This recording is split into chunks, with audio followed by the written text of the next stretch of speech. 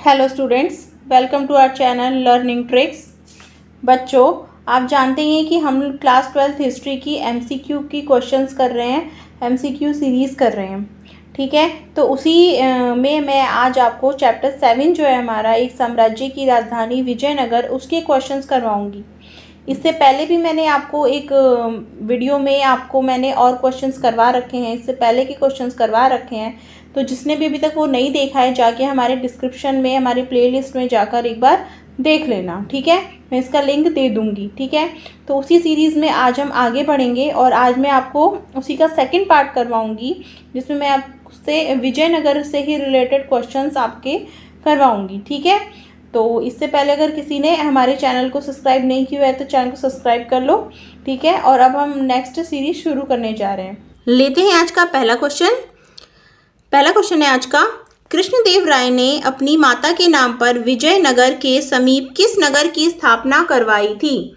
ठीक है, एक नगर बनवाया था कृष्णदेव राय ने, जो उपनगर था उनकी माता के नाम पे था, वो था ऑप्शन ए नगलपुरम जो है, ये बनवाया था कृष्णदेव राय ने। विजयनगर साम्राज्य के केंद्र में कौन कौन सी मुख्य संरचनाएं पाई गई हैं? यहाँ पे हैं ऑप्शन आपके लोटस महल, हजार राम मंदिर, महानवमी डिब्बा या फिर ये सभी। तो इसका आंसर है डी ऑप्शन, उपरोक्त सभी। हमें ये सारी तीनों की तीनों चीजें हमें विजयनगर साम्राज्य के केंद्र में देखने को मिलती हैं। हम्पी को यूनेस्को द्वारा विश्व पुरातत्व स्थल कब घोषित किया गया? इसका आंसर है 1986 में घोषित किया गया था। ठीक है, तो बी आंसर बिल्कुल सही हो जाएगा। यूनेस्को द्वारा उसको 1986 में ही घोषित किया गया था। इससे पहले 1976 में राष्ट्रीय तौर पे उसको जो पुरातत्व स्थल घोषित किया गया था। ठीक है, अगला है, विजयनगर तथा बहमनी के बीच प्राय किस क्षेत्र को लेकर संघर्ष होता था? तो इसका आंसर है ऑप्शन सी रायचूर दोआब का जो क्षेत्र है, इसको लेकर दोनों के बीच में झगड़े होते थे। दोनों ही इस क्षेत्र में अपना कब्जा जमाना चाहते थे, इसको पाना चाह रहे थे।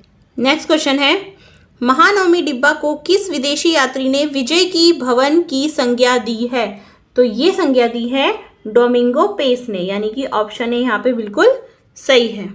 विजयनगर के राजकीय केंद्र में स्थित राजा के भवन का एक बहुत ही विशालकाय व प्रभावशाली मंच कौन सा था?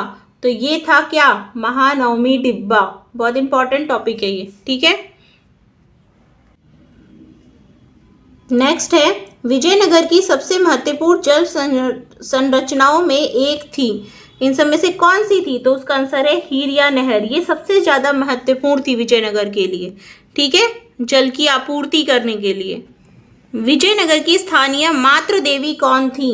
वहां पे किस फीमेल गॉड की पूजा किया करते थे वो? ठीक है, तो वो है पंपा देवी की पूजा किया करते थे। विजयनगर के सभी राजकीय आदेशों पर कन्नड़ भाषा में कौन सा शब्द अंकित होता है? तो इसका आंसर है श्री विरूपाक्ष। ये जो है, ये उनके वहां के राजा के जो भी आदेश थे उन सब पर ये शब्द जो है वो अंकित दिखने को मिलता है। नेक्स्ट क्वेश्चन, विजयनगर के राजकीय केंद्र में स्थित कौन सा मंदिर है? इनमें से आपको बताना है, तो वो है हमारा हजार राम मंदिर जो है वो राजकीय केंद्र में स्थित है। अष्टदिग्गज किस शासक के साथ जुड़े थे? तो अष्टदिग्गज जुड़े थे राजा कृष्णदेव के राय के साथ। हमने पहले पढ़ा था ना, उसके जो अष्टदिग्गज थे वो थे उसके कौन? उसके 8 जो तेलुगु कवि थे, तेलुगु भाषा में जो कविताएं लिखते थे वो अष्टदिग्गज थे, वो माने जाते हैं। विरूपाक्ष जो विजयनगर साम्राज्य के संरक्षक माने जाते हैं, किसका स्वरूप माने जाते हैं? तो ये स्वरूप माने जाते हैं शिव जी का। हम जो उत्तर भारत में शिव जी की पूजा करते हैं, विजयनगर में उन्हीं भगवान को विरूपाक्ष भगवान के नाम से जाना जाता है। ठीक है, विट्ठल मंदिर के विट्ठल देवता किसका स्वरूप माने जाते हैं? तो वो माने जाते हैं भगवान विष्णु का स्वरूप। ठीक है, ये याद रखना कि जो विट्ठल भगवान है वो भगवान विष्णु के, और जो विरूपाक्ष भगवान है वो भगवान शिव जी के मतलब स्वरूप माने गए हैं। विजयनगर के किस मंदिर परिसर की चारित्रिक विशेषता रथ गलियां हैं? वहां पे हमें रथ गलियां देखने को मिलती हैं, तो ये भी इसका आंसर है विट्ठल मंदिर। ऑप्शन डी बिल्कुल सही है इसका। डोमिंगो पेस जिसने विजयनगर साम्राज्य की यात्रा की, किस देश का यात्री था? तो ये यात्री था पुर्तगाल का। तो ऑप्शन ए यहाँ पे बिल्कुल राइट है। ठीक है, विजयनगर को पानी की आपूर्ति किस नदी द्वारा होती थी? तो इसका आंसर है तुंगभद्रा नदी द्वारा। ऑप्शन सी बिल्कुल सही है इसका।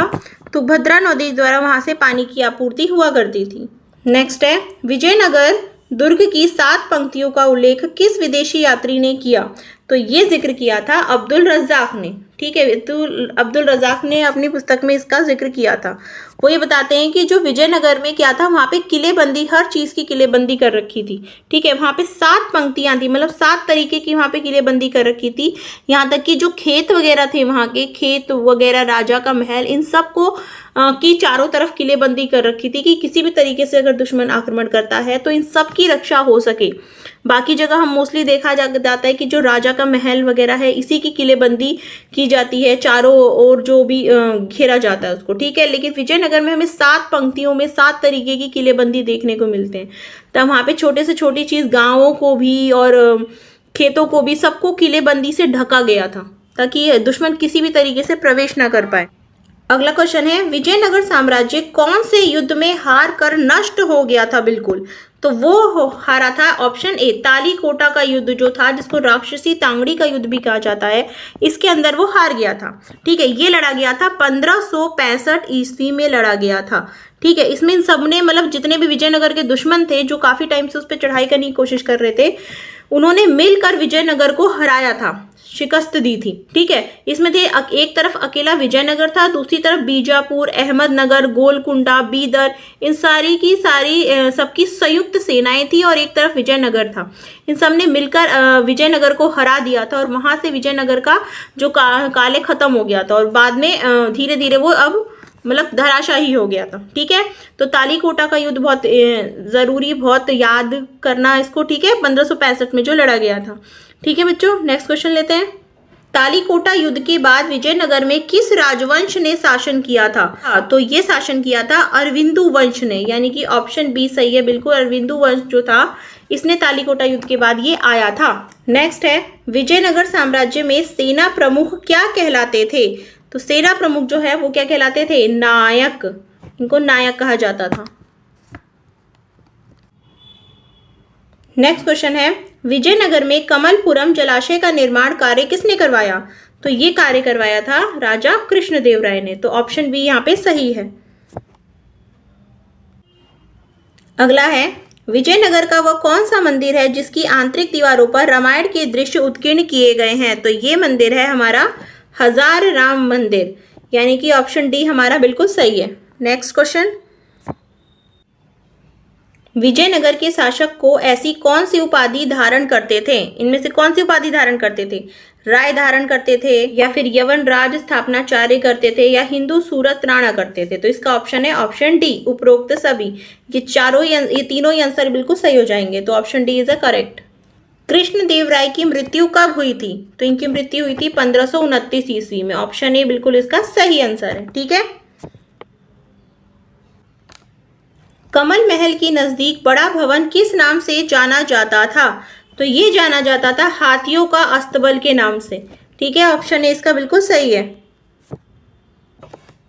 भारत में बंदूक लाने का श्रेय को जाता है, इन सब में से किसको जाता है भारत में बंदूक लाने का श्रेय? ये है पुर्तगालियों को जाता है इसका श्रेय।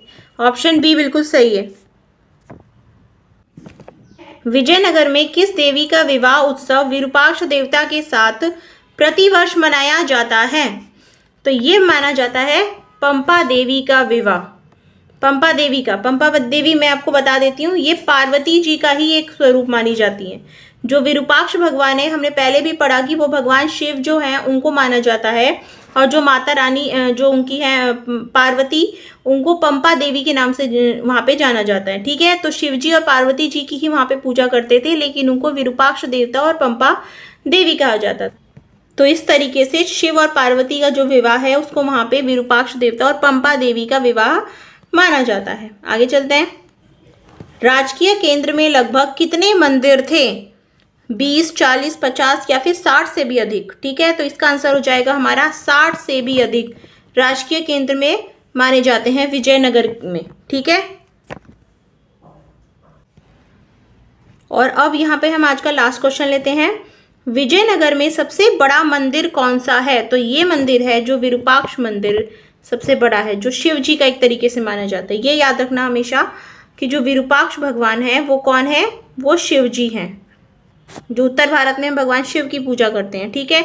और जो विट्ठल मंदिर है या फिर जो विट्ठल देवता हैं वो कौन माने जाते हैं, भगवान विष्णु माने जाते हैं, ठीक है। चलो ठीक है बच्चों, फिर आज के लिए इतना ही। इस चैप्टर के मैंने आपको करीब इतने क्वेश्चंस करवा दिए हैं। इससे पहले भी जिन्होंने हमारे क्वेश्चंस नहीं देखे हैं, हमारे पहली वीडियो में जाकर देख लेना, मैं आपको डिस्क्रिप्शन में उसका लिंक दे दूंगी, ठीक है। तो आप वो क्वेश्चंस देख लेना और ये क्वेश्चंस देख लेना, क्योंकि इस चैप्टर में बहुत ज़्यादा क्वेश्चन बनते हैं और ये बहुत ही ज़्यादा इंपॉर्टेंट क्वेश्चन है, ठीक है। बहुत ही ज़्यादा इंपॉर्टेंट चैप्टर भी है ये, ठीक है। तो ठीक है बच्चों, आज के लिए फिर इतना ही। अगर आपको ये वीडियो अच्छा लगा तो आप इसको लाइक कर देना, चैनल को सब्सक्राइब कर देना, और जिसने हमारी पुरानी वीडियोस नहीं देखी हैं पहले के चैप्टर्स की, तो वो हमारी प्लेलिस्ट में जाकर एक बार ज़रूर इनको देख लें। इसके अलावा मैं डिस्क्रिप्शन में भी प्लेलिस्ट और बाकी वीडियोस का लिंक दे दूँगी, तो आप जाकर उसको अच्छे तरीके से वॉच कर लेना और उसको नोट भी कर लेना, ठीक है बच्चों। तो फिर मैं आपसे मिलूँगी अब अपने नेक्स्ट वीडियो में कुछ नए क्वेश्चंस के साथ। तब तक के लिए आप लोग पढ़ते रहिए और अपनी तैयारी करते रहो।